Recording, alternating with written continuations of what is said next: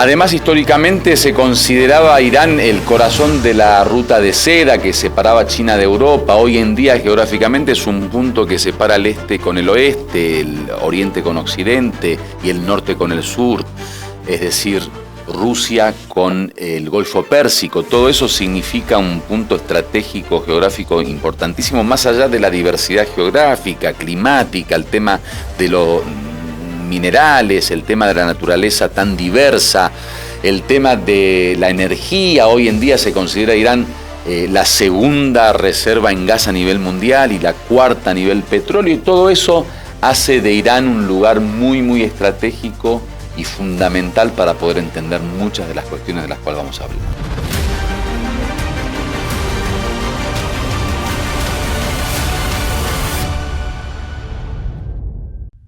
Hola, ¿cómo están ustedes? Soy Suheil Assad y bueno, obviamente por estos días que nos tocó vivir y experimentar la guerra que Israel y Estados Unidos impusieron a Irán y la defensa iraní de estos 12 días de conflicto, decidimos ver un poquito esta situación que está ocurriendo y que con una gran velocidad se está dando en Medio Oriente a nivel regional y a nivel mundial, estos cambios que a nivel geopolítico tienen un peso bastante importante. Queremos dar una pequeña introducción a estos temas para tener en cuenta las cosas que no se dicen en muchos de los medios de comunicación globales.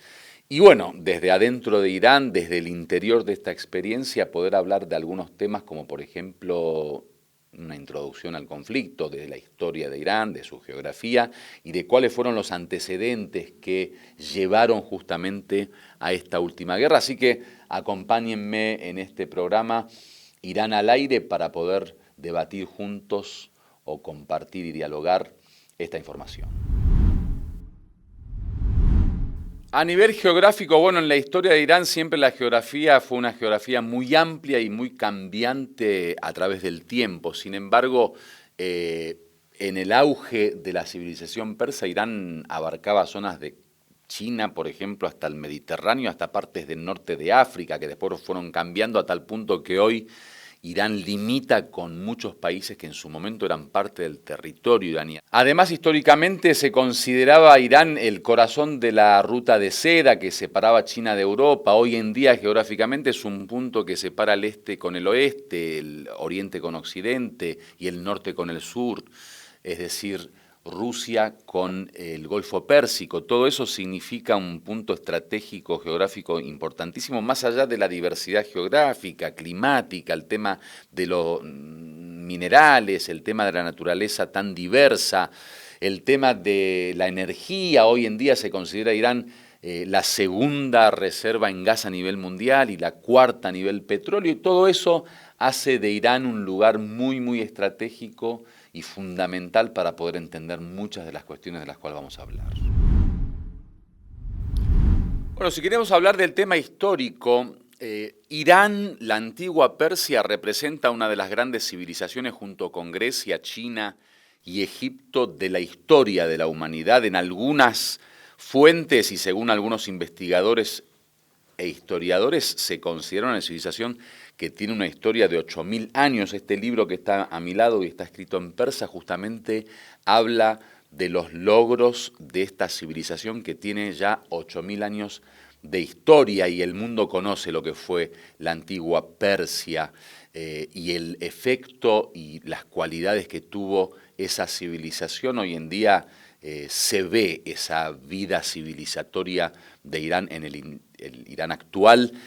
Por poner un ejemplo a nivel histórico, si queremos hablar de la grandeza de esta tierra y de esta civilización o geografía, estamos hablando de, por ejemplo, los famosos kanats, que le dicen en persa los canales subterráneos de agua que ofrecían agua a tierras desérticas en toda la geografía iraní.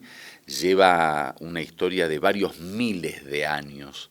Y como eso se puede hablar de un montón de cuestiones que en su momento justamente hacían de Irán una gran potencia, o sea, era considerada junto a otras civilizaciones las grandes potencias del mundo.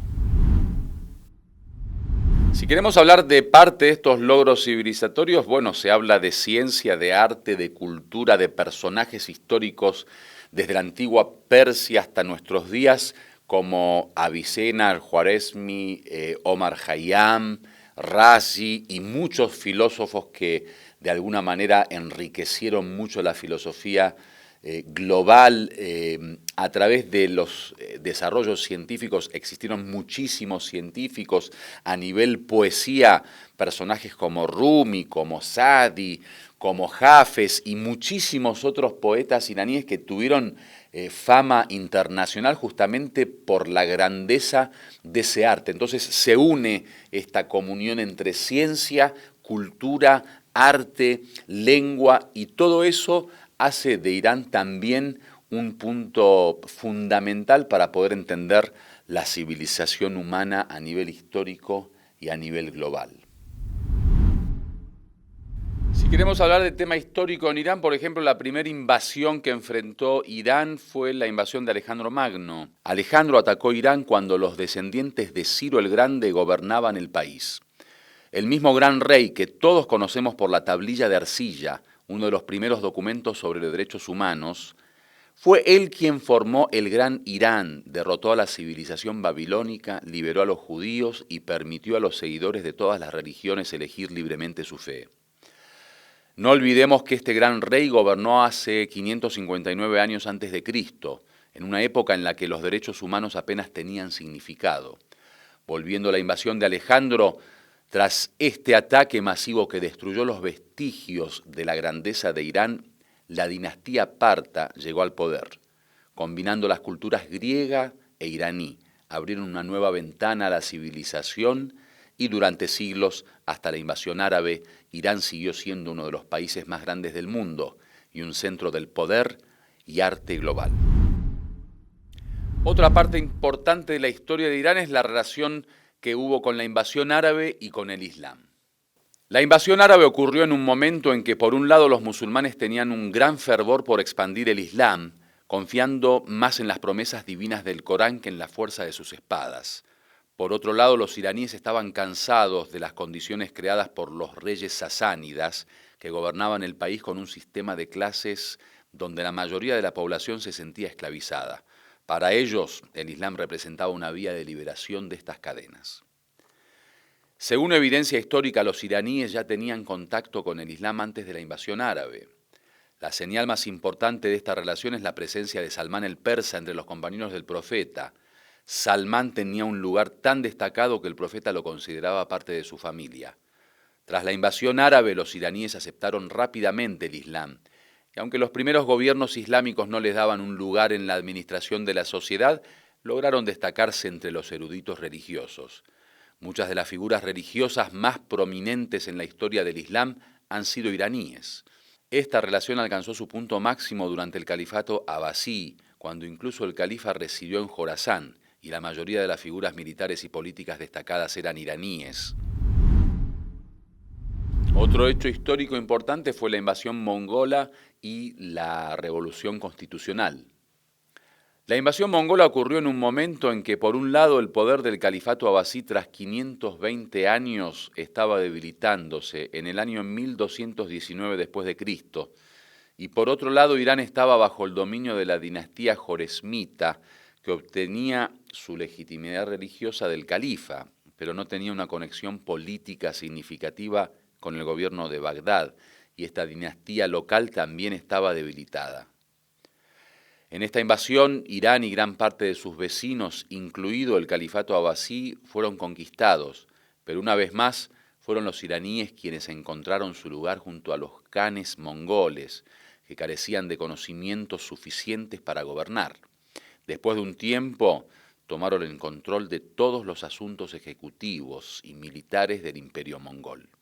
Ahora avancemos al siglo XX. El primer movimiento democrático en Oriente Medio triunfó a finales de la dinastía Qajar en 1906. Los iraníes lograron establecer por primera vez el Parlamento Nacional, enviar a sus representantes al Parlamento y obligar al rey a aceptar la Constitución, es decir, aceptar que solo reinaría mientras que el gobierno sería dirigido por una persona elegida por el Parlamento, que formaría su gabinete con el voto de los representantes. Esta revolución en Irán ocurrió antes de muchas revoluciones del siglo XX y sirvió como modelo para países menos desarrollados que buscaban alcanzar la democracia con su voluntad nacional. Otro punto fundamental de la historia de Irán fueron las guerras mundiales y el golpe de Estado. Durante ambas guerras mundiales, Irán declaró su neutralidad, pero en ambas fue ocupado debido a la debilidad de su ejército y gobierno frente a las potencias victoriosas. Al fin de la Segunda Guerra Mundial, Reza Shah fue exiliado por los británicos a la isla Mauricio, en Sudáfrica, y su joven hijo Mohammad Reza Pahlaví asumió el trono, marcando el comienzo de una nueva era de la intervención de las grandes potencias occidentales en los asuntos internos de Irán. El año 1953 fue muy importante para el pueblo iraní. Bajo el liderazgo del primer ministro Mohammad Mossadegh, una de las figuras internacionales más destacadas de esos años, los iraníes lograron nacionalizar el petróleo y romper el monopolio británico. Mossadegh, con el apoyo del pueblo y a pesar de la oposición del rey, logró consolidar este derecho en las Naciones Unidas y en la Corte Internacional de La Haya, contra los representantes británicos. Sin embargo, de repente, en un golpe de Estado coordinado por Gran Bretaña y ejecutado por Estados Unidos, su gobierno fue derrocado y los iraníes quedaron bajo una severa represión gubernamental respaldada por Estados Unidos durante décadas. El imam Jomeini, un destacado erudito religioso que se oponía firmemente a la represión del pueblo y a la intervención occidental en los asuntos del gobierno de Irán, inició un movimiento en 1963. El pueblo se unió rápidamente a este movimiento y acogió con entusiasmo las palabras del Ayatollah Jomeini, que buscaba la independencia y la libertad para los iraníes. El régimen del rey, tras una gran marcha organizada por los seguidores del Ayatollah, lo exilió a Turquía y luego a Irak, donde vivió 15 años lejos del país. Sin embargo, la conexión con sus seguidores, que crecía día a día, nunca se rompió. Finalmente, en 1979, el imam Jomeini, que había sido expulsado de Irak y se encontraba en París, asumió oficialmente el liderazgo de la revolución e infligió los golpes finales al régimen del rey. A través de numerosas entrevistas con los medios occidentales, transmitió su mensaje de resistencia contra la opresión y la intervención extranjera en los asuntos de su país, llegando a oídos de todos. El pueblo iraní, que ahora unánimemente exigía su regreso a Irán, estaba a un paso de la victoria, aunque Occidente hacía todo lo posible por apoyar al rey. Por ejemplo, Jimmy Carter, poco antes de la Revolución Islámica, describió a Irán como una isla de estabilidad en la turbulenta región de Oriente Medio, y por primera vez en la historia de Estados Unidos pasó las vacaciones de enero de 1978 fuera de su país, en Teherán. Sin embargo, el pueblo iraní ya había tomado su decisión. A pesar de las masacres y detenciones masivas impuestas por el régimen del rey, finalmente lograron expulsarlo del país y preparar el terreno para el regreso del imam Jomeini. 2 semanas después de la salida del rey, el imam regresó a Irán y en 10 días, con el apoyo del pueblo, derrocó el sistema monárquico de 2500 años de Irán. Luego presentó su plan para el nuevo gobierno, basado en 3 principios: independencia, libertad y república islámica, y lo sometió a votación popular. En un referéndum, más del 98% del pueblo votó a favor del nuevo sistema político, estableciendo la República Islámica de Irán contra los deseos de todas las potencias occidentales y orientales. Las grandes potencias, incluidos Estados Unidos, Occidente y la Unión Soviética, veían a la República Islámica de Irán como una amenaza para sus amplios intereses en Asia Occidental y comenzaron esfuerzos para derrocarla desde los primeros días. Uno de estos esfuerzos fue incitar a diferentes etnias iraníes para dividir el país. Regiones como Kurdistán, Sistán, Baluchistán, Golestán y Juzestán fueron testigos de intensos enfrentamientos entre separatistas y el gobierno central. Sin embargo, después de un tiempo, todos estos planes fracasaron. Entonces llegó el momento de involucrar a una potencia regional en un conflicto con Irán. Por lo tanto, proporcionaron a Saddam Hussein, el dictador de Irak, todo tipo de recursos y lo alentaron a atacar Irán.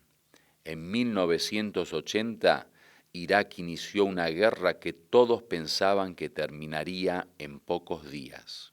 De hecho, Saddam en una entrevista el primer día de la guerra respondió a un periodista diciendo: «Te daré la respuesta a tu pregunta en unos días en Teherán». El ataque inicial fue muy intenso y grandes áreas de Irán fueron ocupadas por los iraquíes. Irán se enfrentaba a una guerra con su poderoso vecino por un lado, mientras que los grupos separatistas y antigubernamentales reiniciaban sus esfuerzos para colapsar Irán desde dentro. Irak parecía muy exitoso en los primeros meses de la guerra. Los opositores internos también lograron asesinar a muchos líderes del sistema antes de que la guerra cumpliera un año, avivando la inseguridad.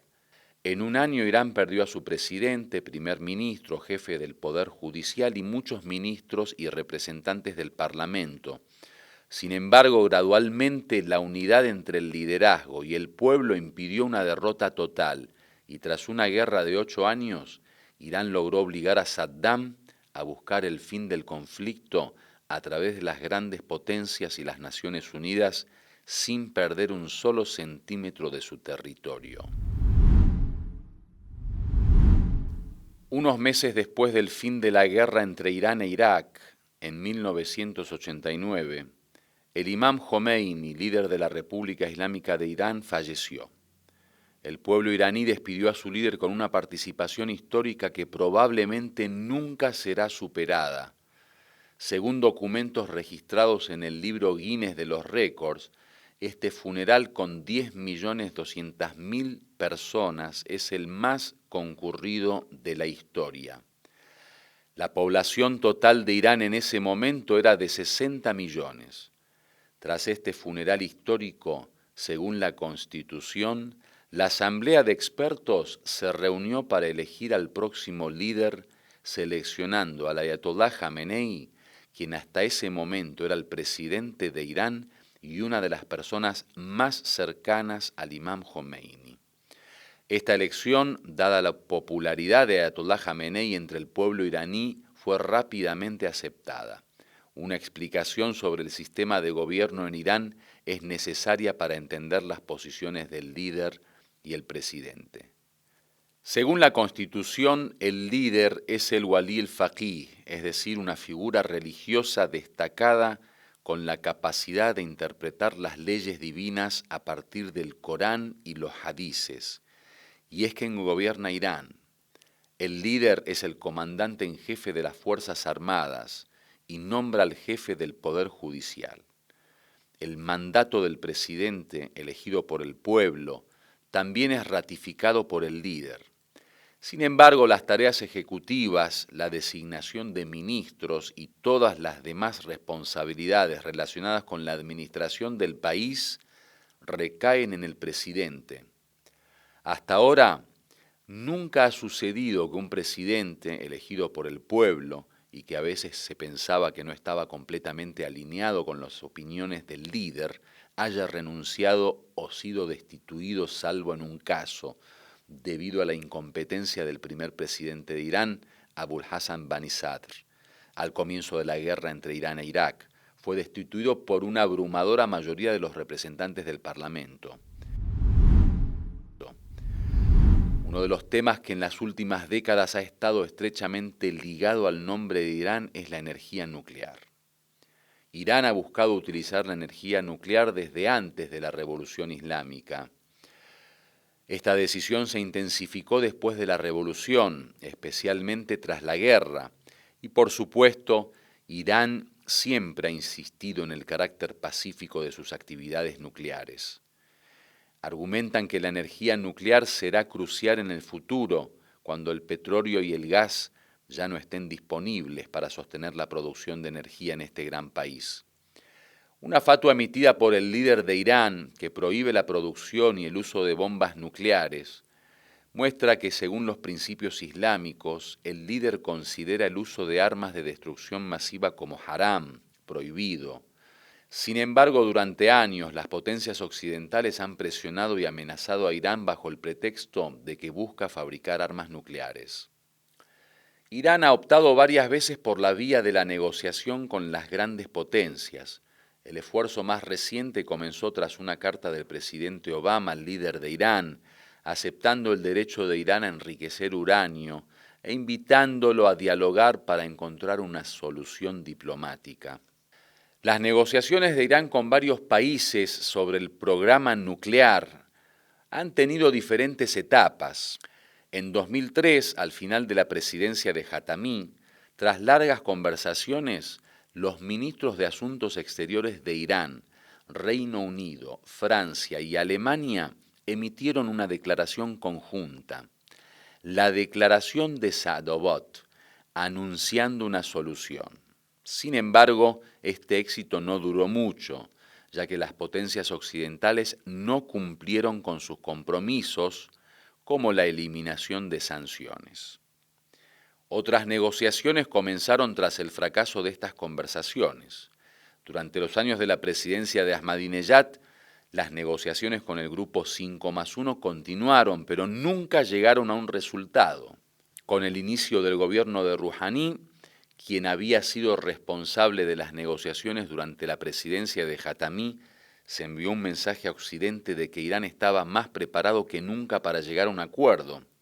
Poco antes, el presidente Obama había escrito una carta al líder de Irán expresando su disposición para alcanzar un acuerdo, y parecía que todo estaba listo. El gobierno de Rouhani comenzó las negociaciones en 2013 a través del ministro de Asuntos Exteriores Javad Zarif, y tras unos meses Irán y el 5+1 alcanzaron un acuerdo provisional.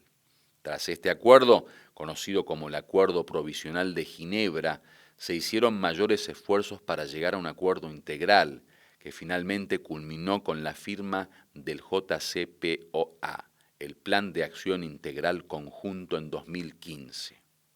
El JCPOA incluía muchas cláusulas, entre ellas Irán garantizaría que aceptaría cualquier inspección de la Agencia Internacional de Energía Atómica, la AEA, y suspendería muchas de las actividades nucleares que otros consideraban no pacíficas. A cambio, bajo la supervisión de la AEA, Irán continuaría enriqueciendo uranio, mientras que las otras partes primero cancelarían todas las resoluciones de la ONU contra Irán y segundo levantarían las sanciones contra Irán de manera progresiva y recíproca. Este acuerdo, que todas las partes consideraban una gran victoria, no duró mucho. En primer lugar, el gobierno de Obama buscaba más acuerdos sobre el poder misilístico y la presencia regional de Irán. En segundo lugar, el siguiente gobierno de Estados Unidos, el de Trump, calificó de acuerdo como muy malo para Estados Unidos y perjudicial para sus intereses en Oriente Medio, retirándose completamente de la JCPOA en 2019. La salida de Estados Unidos llevó a las otras partes occidentales, aunque condenaron la retirada, a abstenerse de cooperar con Irán. Por lo tanto, ambas partes comenzaron a reducir progresivamente sus responsabilidades en el acuerdo.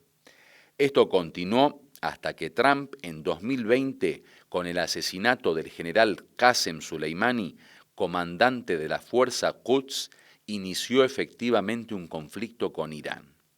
En respuesta a ese asesinato, Irán atacó la base estadounidense de Ain al-Asad en Irak en una operación con misiles. En ese momento se podía decir que no quedaba nada del JCPOA ni una vía para un acuerdo. Con la derrota de Trump en las siguientes elecciones estadounidenses, aumentaron las esperanzas de revivir el JCPOA. Se llevaron a cabo negociaciones entre las partes, pero nunca produjeron resultados satisfactorios, ya que la desconfianza de Irán hacia los acuerdos con Occidente era evidente. Irán no podía firmar otro acuerdo que la otra parte pudiera abandonar fácilmente. En 2024, tanto Irán como Estados Unidos celebraron elecciones. En Irán, tras un accidente aéreo que involucró al Sayyid Ibrahim Raisi, Masoud Pezeshkian ganó con la promesa de no confiar en Estados Unidos, pero esforzándose por alcanzar un acuerdo. En Estados Unidos, sin embargo, las cosas no salieron como los iraníes esperaban y Trump volvió a ganar. La coincidencia de estos eventos con la guerra en Gaza creó una alineación en la región y el mundo. La opinión pública mundial expresó su repulsa por los crímenes de Israel en Gaza de todas las formas posibles.